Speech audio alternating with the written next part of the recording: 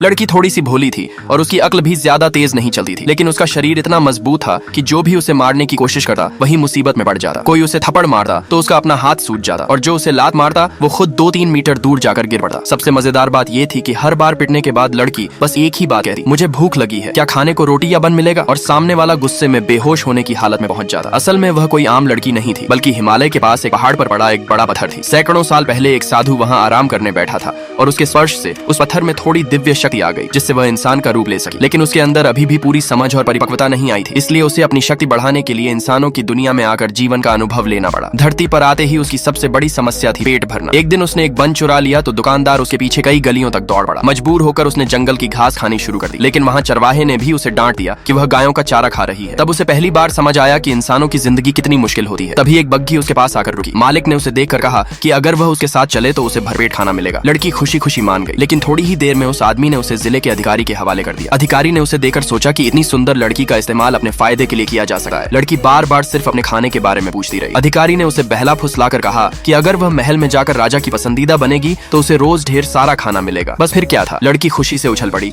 और बिना कुछ समझे महल जाने के लिए तैयार हो गई। महल पहुंचने के बाद उसे नौकरानी का काम दिया गया, लेकिन उसके लिए ये काम किसी तपस्या से कम नहीं था। उसे हर वक्त नींद आती रहती और ड्यूटी के दौरान भी वह झपकी मार लेती। उसकी सीनियर नौकरानी इससे बहुत परेशान रहती और उसे बार बार सजा देती। एक दिन जब लड़की घुटनों के बल बैठकर सजा काट रही थी, तब भी वह गहरी नींद में सो गई। गुस्से में सीनियर नौकरानी ने उसे थप्पड़ मारने के लिए हाथ उठाया, लेकिन थप्पड़ उसी के अपने चेहरे पर जा लगा और वह दर्द से चिल्ला उठी। जब महल की मुखिया को पता चला कि नई नौकरानी इतनी अजीब और रहस्यमयी है, तो उसने खुद आकर उसकी जांच करने का फैसला किया। लाइक सब्सक्राइब कर देना, भगवान आपको बहुत खुशी देगा।